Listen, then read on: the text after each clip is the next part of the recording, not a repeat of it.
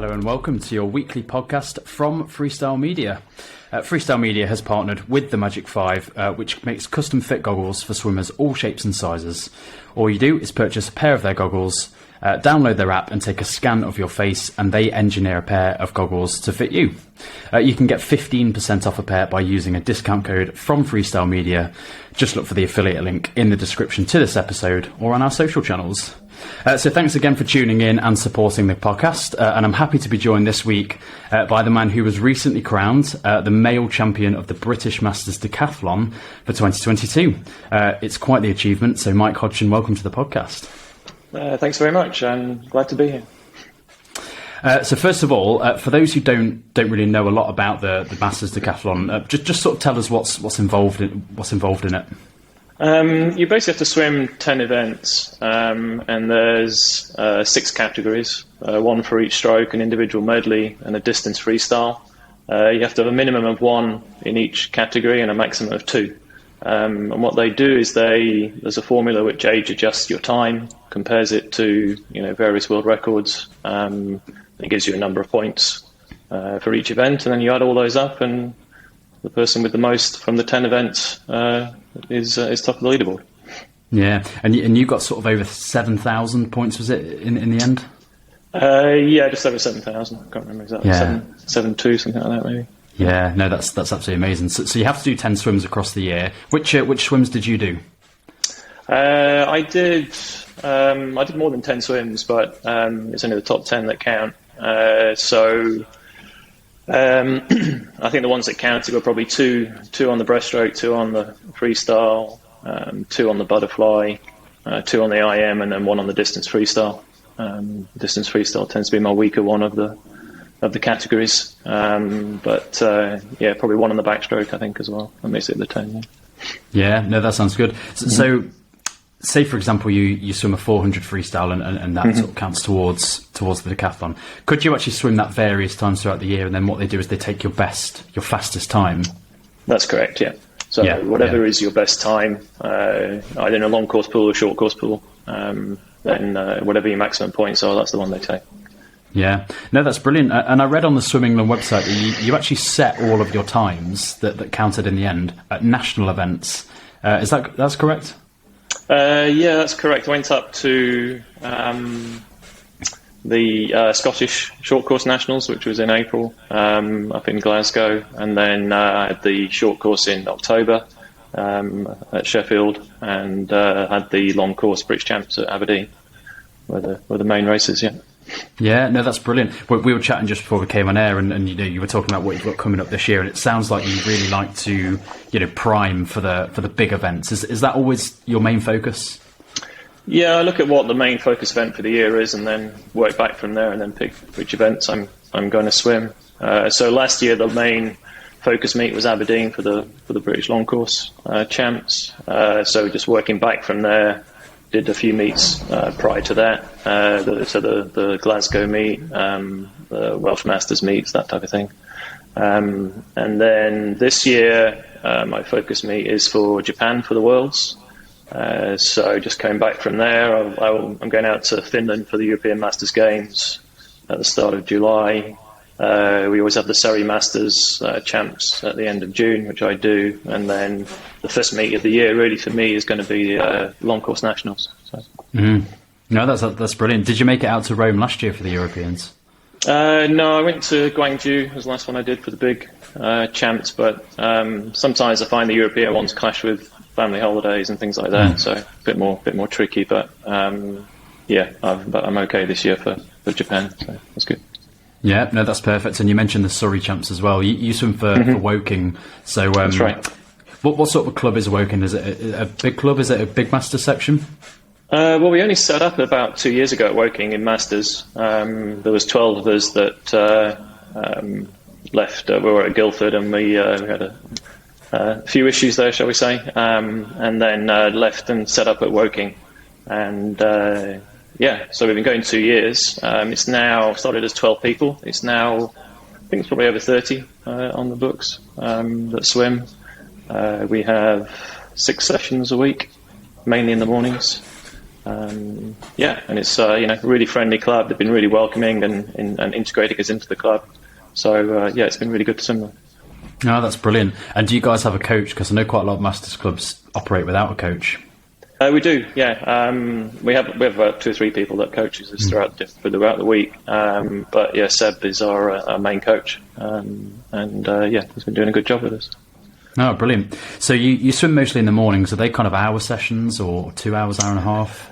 No, they're all 2-hour sessions in the morning. So we swim Monday, Wednesday, Friday, Saturday, 2-hour sessions in the morning. There's also a Thursday session, which I don't go to, which is an hour and a half in the morning. And we have one evening session on a Monday. That's it. So do you, all of your training, is that done with the club, or do you ever kind of go on your own as well and do your own sessions? We do some other sessions as well. May do 1 or 2 long course sessions separately if we're coming into some long course meets. I'm fortunate enough as well to have a pool at home, so I can do a few sessions in there, practice starts and that type of stuff. So no, that's fantastic. It's a great position to be in. But what sort of meters are you covering per week then? A 2-hour session will probably cover about 5,000 meters in general. Yeah. And it's a mix of stuff. We do a lot of speed work, but we also do, a chunk of aerobic work as well. So it depends on the session, exactly the meterage, but it's probably around 5,000 for 2 hours. No, that's excellent. So last year you won the decathlon. It was a great achievement. You also entered a new age category, 55 to 59 age group. So everything kind of goes in 5-year categories in masters. In doing so, I'm fairly sure you've got 13 British records last year, a mixture of short course and long course. I can't remember exactly how many I got. I did set myself a target for the year, just to give myself something, target and motivation, given I wasn't doing any international meets. I've actually getting to 100 British records since I started master swimming. Wow. So I got to 102 after the October Nationals. I've achieved that target. I was pretty chuffed to do that. Yeah, that's absolutely fantastic. And I believe you got European records as well. Are they still standing, or have they been taken? No, I still have. We had some European records both in the individuals and on the team as well. We have a very good mixed team at Woking that we've broken a few records. I think they're still standing. I think my world record from the 50-year age group has disappeared, but I'm going to have to get another one of those to put my name back on the books. Yeah, that's fantastic. So you said you got 102 British records. Take us back to the first one. When did you set your first record? Oh, that's a good question. It's actually as soon as I just got in. It was a relay record, our first one. We did a 4x100 medley relay, and I think it was when they'd only just introduced them, so I think we were like the second or third team to break it. And I think I'd only been swimming, I think it was the first maybe Southeast meet I did or something like that, so I think I'd only been swimming about 3-4 months. Can you remember what age category that was? I think it was 160, I'm thinking. Top of my head, yeah. I think so. Yeah, it was a short course 4x100. The thing I do remember about it is because it was mixed, so we had 2 girls go out first, and the next lane had 2 guys go out first who were young and fast. So we actually got lapped before we dived in, and then we managed to unlap ourselves and win by about a metre. Oh wow! Break a European record at the time. Yeah, so it was quite an interesting race. Yeah, and the fact that you can still remember it so vividly, it must have been an exciting race to be a part of. Were you the anchor? Yeah. I did the freestyle leg, yeah. I did. Yeah. It was fun, yeah. No, that sounds brilliant. So speaking of doing the freestyle leg then, I was looking through your records and you're, very much, seems like you're very much a sprinter, but you're quite a hybrid swimmer. You can swim lots of events. But what would you say your best stroke was? I think historically it's been breaststroke. Although as a kid I was an IM swimmer and I did a bit of breaststroke, and I've had in the Masters I've had a world record on breaststroke and European records on the other strokes. At the moment I would say probably fly, freestyle and breaststroke are all pretty similar, to be honest, with backstroke marginally weaker. So Probably not a huge amount between them, but as I say, my history is an IM swimmer, so I'm sort of multi-stroke really. No, that's really cool. And would you say you prefer 50s over any other distance? I do now. Again, that's changed since I was a kid. I mean, I used to swim mainly 200s as a kid. So with 200 IM, 400 IM, 200 breaststrokes, 200 free, that sort of stuff. So, but now I really do. I'm better at the 50s for some reason. I don't know. Maybe my metabolism has changed or whatever. I don't know, but.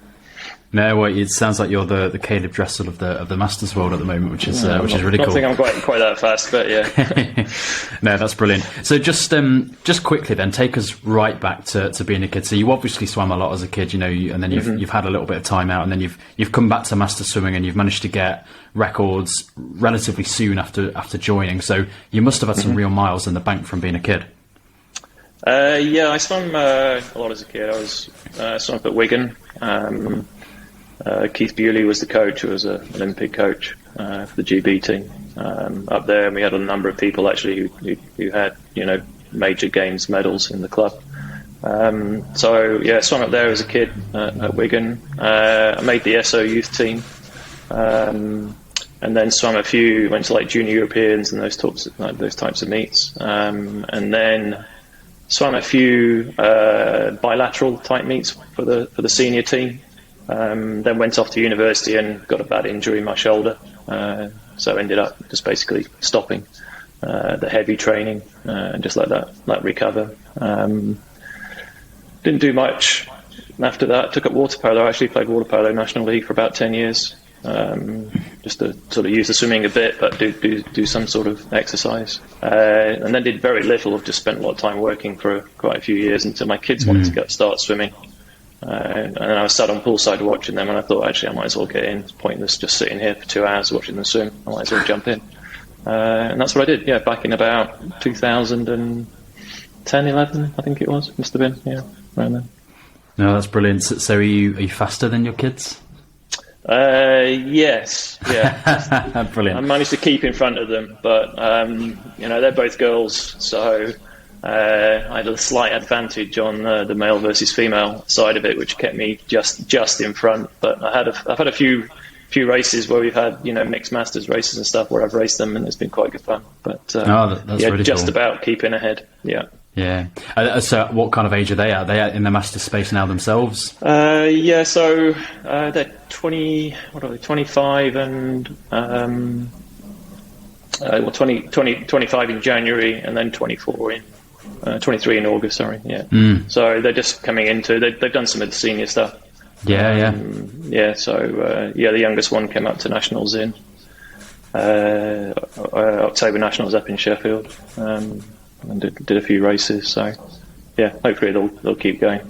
But we'll see. It must be nice having. I've spoken to a few master swimmers now that have partners who swim as well, or like you say, kids, or maybe their parents swim. It must be nice that when you go to a competition, it's a bit of a family thing. It's nice for to come along. When they were swimming at age group meets, I used to go along and swim as well. So did a few of the Surrey age group meets and things like that. The open meets. It was good fun. Yeah, brilliant. So let's go back to last year then. So the big decathlon year for you. What would you say was your? I mean, you've talked about what you consider to be your best stroke, your best distance. But what would you actually say your best race was last year? Out of those 10 that counted, is there one that stands out to you the way you thought, I'm so pleased with how that went? That's a good question. I would say the one I look back on and think it was actually a really good swim. But frustratingly, I could have been just a little bit quicker. Was my 100 IM up at Sheffield in October. So there was 3 100s between the world record and the European record, and I managed to get in between the two, which is quite a feat. So I missed the world record by a couple of hundreds, but broke the European record by 1 100th. So wow. And then looking back at the video, there's a couple of little areas where I could probably just grab a 10th or 2. So I was happy with the swim because I did a really good time. but I was also a little bit frustrated because I could have got a little bit quicker, I suppose. But. So what you're saying is you believe you can get the world record? Yeah, if I'm rested, fit, in the right frame, and the 100 IMs at the right point in the program and all that sort of stuff, then there's a chance. Yeah. But brilliant. 100 IM, as most people will know, is a pretty technical event. You've got to hit every turn spot on, to get it right. So, what would you say was would you class them as mistakes maybe that you made in that race, or were you just holding back a little bit? Did you slip on a turn? No, I think I wouldn't say there were mistakes. It's just areas where you can just make a little bit of improvement. If you take it, I mean, it's good to actually video races and then just get back and give a bit of self-critique. If you watch Caleb Dressler, he does that a lot. Even when he breaks a world record, he will go, "This is where I can go faster." Sure. So it's worth looking at afterwards and saying, okay, where can I improve? And then you go away and work on that for next time. So do you have quite a supportive program then in your Masters Club where, if you think there's something I want to work on, an element of a stroke or a race, can you sort of take that into your club sessions and actually work on those things, or are you just following quite a regimented session from the coaches? A bit of both. You can certainly have a chat with the coach and say the stuff that you want to work on, and he can help you through that, or something that you're having issues with and you want some help on. We do quite a bit of tech work as it is, but then also you can work on it yourself, right? So if you're working, I don't know, let's say on your freestyle catch or something, then when you're doing freestyle, you make sure you're focused on that to get that catch right. Same on either turns and things like that. If you want to try and do a crossover turn, on the backstroke to breaststroke and get that right, then you've got to do it every time in training and make sure that you're doing it right. So there's things like that you can work on. Yeah. Well, I mean, being an IM swimmer means that clearly you have a knack for all four strokes, or at the very least three very well, and then you kind of get through one of them. You said earlier that freestyle, fly, and breaststroke sprints are probably equally your best strokes. Are there any races there that you weren't necessarily comfortable with, but you kind of, in going for the decathlon, you knew you had to just kind of grin and bear it and get through it? The one I always have to try and figure out where I'm going to do is the 400 freestyle for the decathlon. The rest of the races really tend to happen just naturally on events that I choose. Quite often when I see a program, I will just go through the program and make sure I'm trying to just get one swim or two swims max per session, rather than saying I want to do these events and then finding out that three of them are in the same session or something. So sure. Just by doing that, you tend to naturally do a wider range of events. But the 400 free is the one I have to think about, because it's not really top of my list. In fact, it's probably down the bottom, just above the 800 and 1500. But so last year I did it up in Glasgow. I need to have a little think about when I'm going to do it this year. I haven't got anything planned at the moment. So you go for the decathlon again, right? I try to just do it every year. Again, 9 events generally comes just as part of the course with me. So I really have to think about that 10th event, and hopefully fit that in somewhere to think where to do it then.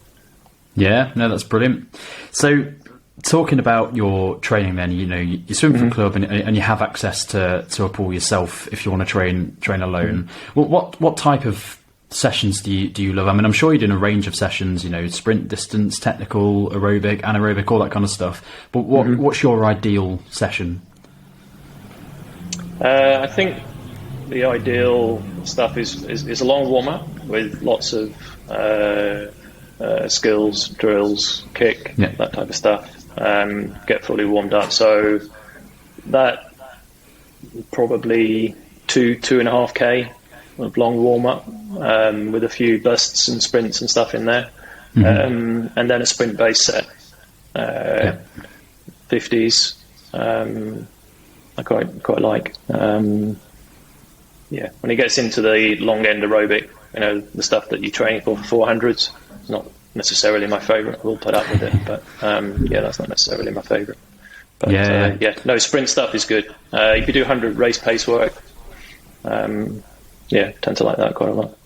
No, that sounds good. And so you talk about the kind of long warm-ups that you did, 2 to 2.5K, jaws and skills. I think I've heard Mel Marshall describe it as more of like an activation set. So it's kind of a mixture of physically warming up, but also setting the stroke up, setting the technique up, ready for the sprint work. Is that, you talk about jaws and skills, like what would be an ideal drill for you? What's a drill you enjoy working on, ready to kind of put into speed?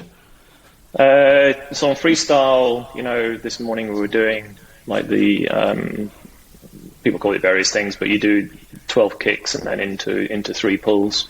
I quite like that. I quite like doing the rewind drill on the arm as well. And just a lot of people talk to us about the rewind drill, because that's not something I'm familiar with. So if you're kicking with one on your side, a bit like the 12 kicks, 3 pulls. So if you're kicking just with one arm out in front and one arm at the back, then what you do is you bring the arm forward, the other arm forward on recovery, you touch the water, and then bring it back again.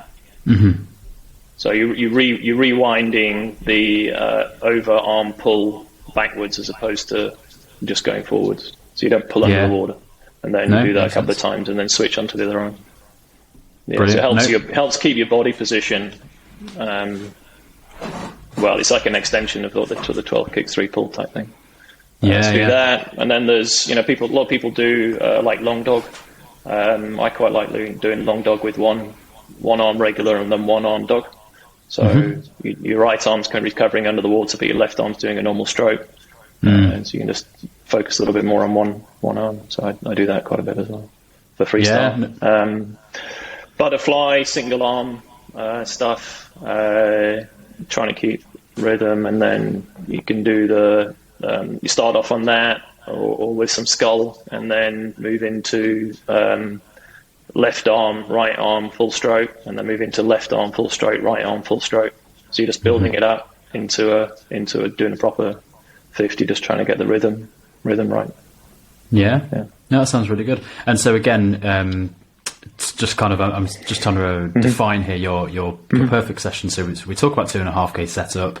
Then you like a sprint based session. Would you like to stick to a stroke? So you say, okay, today I'm sprinting fly, today I'm sprinting breaststroke, rather than sort of saying 1550s where it's like alternate strokes. It depends on the set. So if you were doing something like the 1550s, then probably stick to one stroke. Or it may be you're doing one off, one on. So one easy, one fast, at which point you may say, okay, I may do the fast one, fly or breaststroke or whatever. But you take the easy ones, obviously, like recover on freestyle. Just doing freestyle. So there's things like that. But also, if you want to work on medley, then you need to be able to change strokes and do transitions. So it's quite good doing medley sets where you have to do the transition turns. So the fly to back, the back to breast, and the breast to free, and work on those. If you don't, you can't expect to do a good back to breast turn in a race if you're not practicing it in training. So you need to be able to do those transition turns as well. So I do like sets where you do those transitions as well. Yeah, no, that sounds great. So again, you've talked about going for the big competitions, priming yourself for the major ones, and so working back. You'll do some more sort of local ones. How often, over the space of 12 months in a year, in a season, how often do you like to compete? Do you like to kind of keep the feel up every month or so, or are you happy having a big break? I tend to work back from the focus meet and then just decide how I'm going to approach it. So this season's going to be quite a long one because the World Champs are in August. So I actually decided to have a bit of a break after the Nationals in October. And I was away on holiday for most of November. And then I tend to spend most of the winter in the Alps, so I was away there doing some aerobic stuff in the Alps along with a bit of skiing and stuff.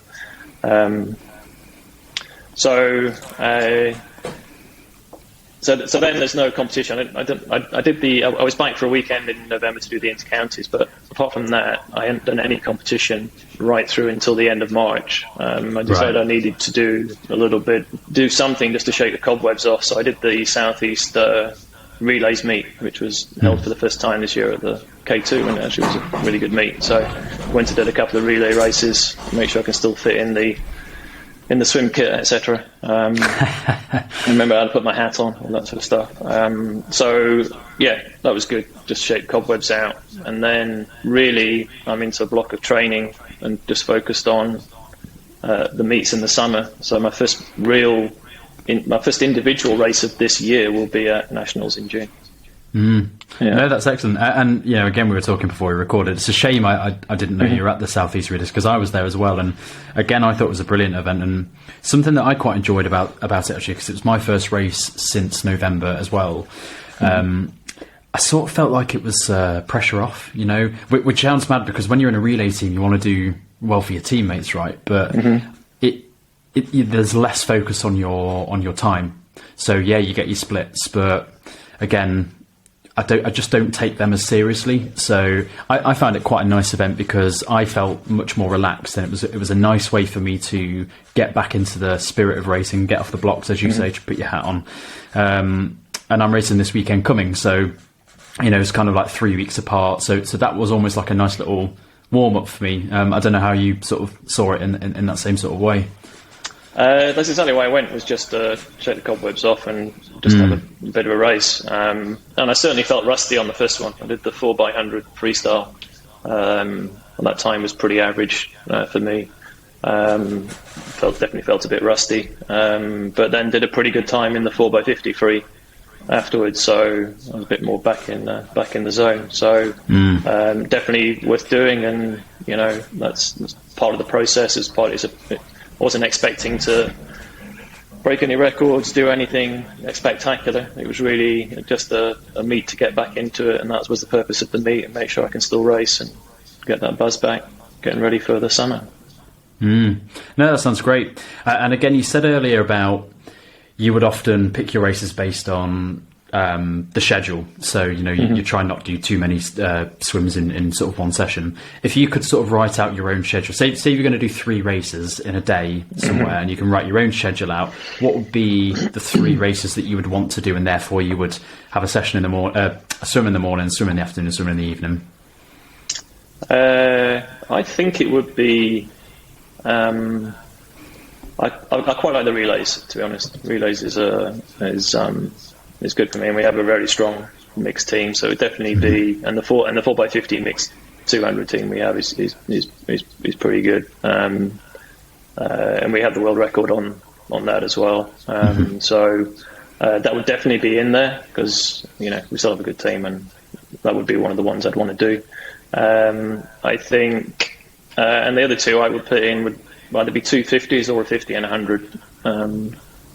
I'd probably, if I had to pick, I'd probably pick a 50 fly and a 50 breaststroke or something, or 50 free. But yeah, any of those would be good.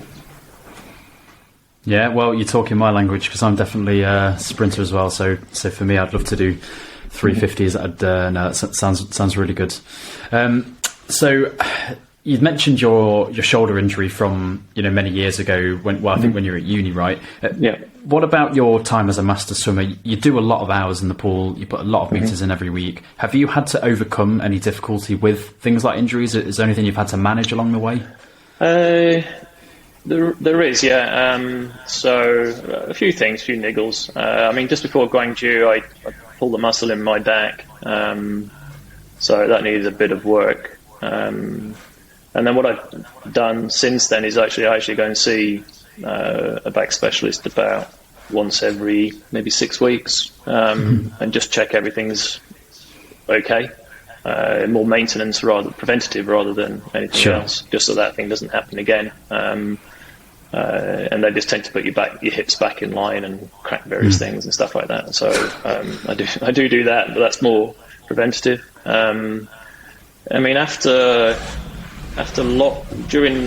lockdown, we obviously didn't swim as much, and like a few of the good breaststrokers in Masters, we all got groin injuries.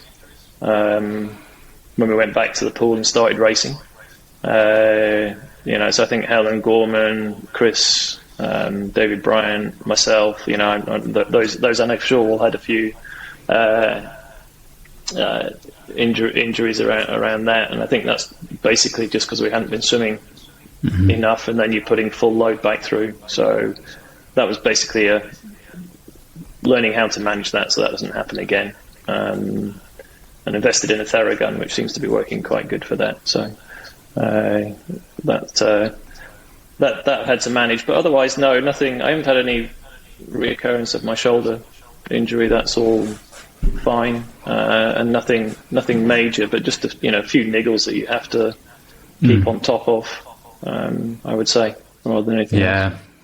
Par for the course, aren't they, niggles? Unfortunately, but that's the price you pay. Yeah. I mean, you said you're doing the decathlon again this year, which is great. You've got the worlds lined up.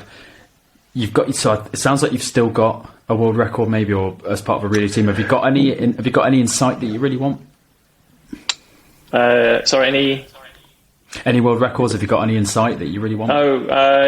So we still have the relay team. So we'd like to have another crack at beating that. Mainly to take our old club off the list and put Woking on the list as a bit of an incentive. But we're pretty close to it, actually. So I think maybe at the Worlds we could get that. The 4x50 mixed medley is not in a great spot at the Nationals in the programme. It's the very last event on the Sunday. So I don't think we're going to be breaking records on that one. So hopefully, we can do that at... The other ones I'm close to, probably 50 fly long course. I'm not far off, maybe 0.2, 0.3 seconds off that one. 50 breast, I'm probably half a second away. And obviously I missed that 100 IM by 2 100s, but I'm not 100% sure when I'm going to get to do that one again. So it might be October. Yeah, no, that sounds good. Yeah. What do you feel like you need to perform at your absolute best on races? So you go, and then we're talking margins here for wanting some of these world records. So what does it take for you to get that extra 200ths of a second on your IM to get the world record? Do you need like this perfect environment? You need to be rested going into it. So if you're in the middle of a hard training block, then you're not going to be at your best. So it's just getting that perfect balance of your aerobic fitness, your strength, and just feeling nice and rested and ready to go. And that typically only happens a couple of times a year. For me, it's very difficult to get into that zone. But you can get into it a couple of times a year. You can get close to it, but if you really, really, really want to get that extra little bit out of it, then you've got to get the perfect amount of rest while keeping the aerobic side in good shape. So I sort of know what works for me. But. Yeah, what does a taper look like for you then? So I assume you're still getting in the water every day, but are you just easing off a little bit on the sort of the intensity? Yeah, you can ease off on the intensity. Tend to drop the weights coming in to that sort of competition, whereas in a prep meet I may actually just continue lifting weight straight all the way through the through the week before. You just ease off. You do a lot more race pace stuff, but it will be short stuff, so you're not really working on the back end speed and stuff. You're just really working on your explosiveness and that sort of stuff.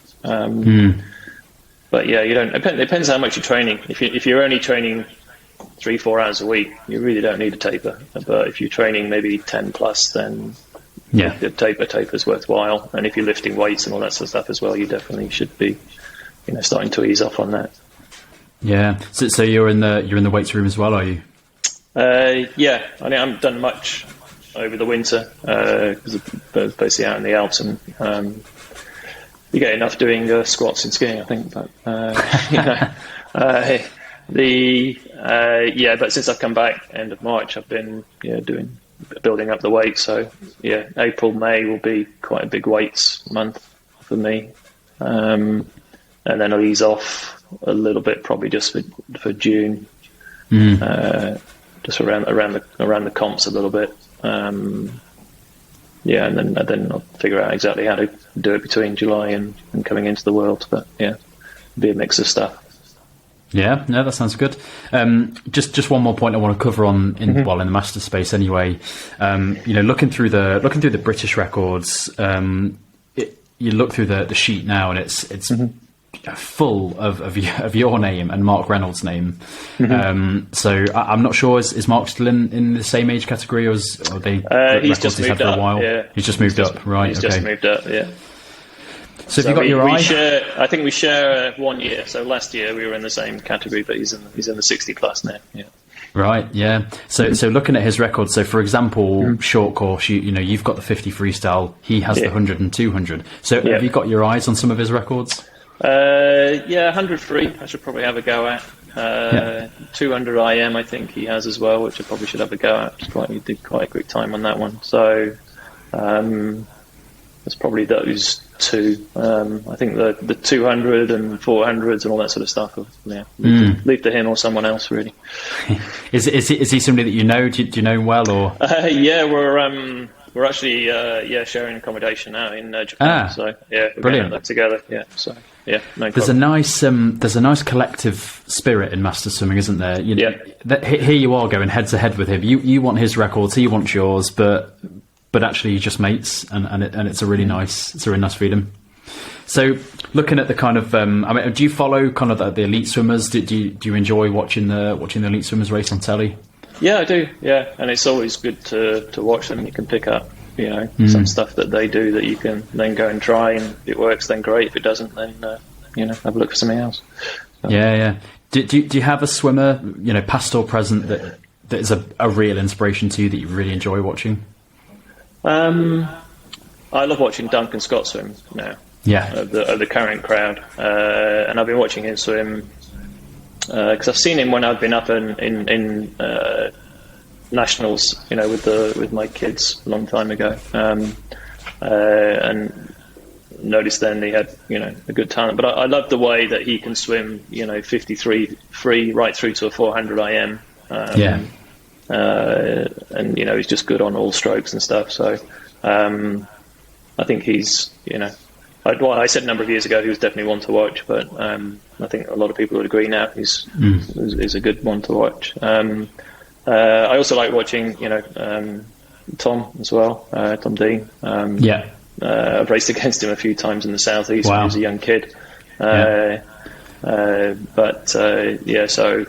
tend to watch him more just from having known him for a while. So no, that's great. So who's your money on next year at Paris for being a sort of a real star of the show? I mean, somebody like Caleb Dressel's an obvious name, but is there anybody that you think is under the radar that might? It was the French guy Michon, right? Who hit some pretty good, spectacular times at the NCAAs. If you've watched any of those videos, but his 400 IM there was spectacular. So I suspect he'll break Phelps' world record, and he may get close to going under 4 minutes for the 400 IM. Amazing talent. And I think that's the last of Phelps' records that would go if he breaks that. So, which will be quite an achievement, really. Yeah. Final question then. Just intrigued, on your thoughts on this. That there are a lot of world records that have been set recently. But then there are other records that have been standing for a long, long time. The obvious one to me is the 50 freestyle, and it's a big gap between where your Ben Prouds and your Caleb Dressels are at the moment. And I know they were wearing the super suits, and so there's the caveat there. But why do you think there are some swims that are just so difficult for athletes now to get close to? Well, I think you obviously had talent in the people that were doing it, but I think a lot of it is the suit. It seems like it's mainly on the freestyle races, like 200 free, 400 free are all difficult, right? And they're still a way off. Maybe Popovich can get there right on a 200. I think it's mainly to do with the suits combined with the talent of those people at the time. The people now are probably equally as good, but you don't have that benefit of the suit. Whereas in other events, either the suit doesn't make as much difference, or the people now are more talented, right? Yeah, no, for sure. Well, it'd be interesting to see who climbs up the Masters age groups and starts taking all your records. We'll have to take a look at that one. There's a few good people coming up behind. Yeah, not getting broken if you look at the book. So yeah. I suppose the big thing with Masters is staying in the game, isn't it? You know, if you still have the hunger, you know, as you go through the years, you've got a chance. But a lot of people drop off along the way, don't they? Whether it's injuries, life taking over, or just, you know, having swum for so many years, they get bored of it. Yeah, it's always nice to set a record faster in the age group above than you normally set below. That's always a good achievement if you can manage that. But. Absolutely, yeah, absolutely. Well, listen, thank you, Mike. That was excellent, and it sounds like you're a real swimming star of the Masters world. We haven't actually met in person yet, but I look forward to doing so when we do cross paths at a competition. And thanks for coming on the podcast. Yeah, thank you very much.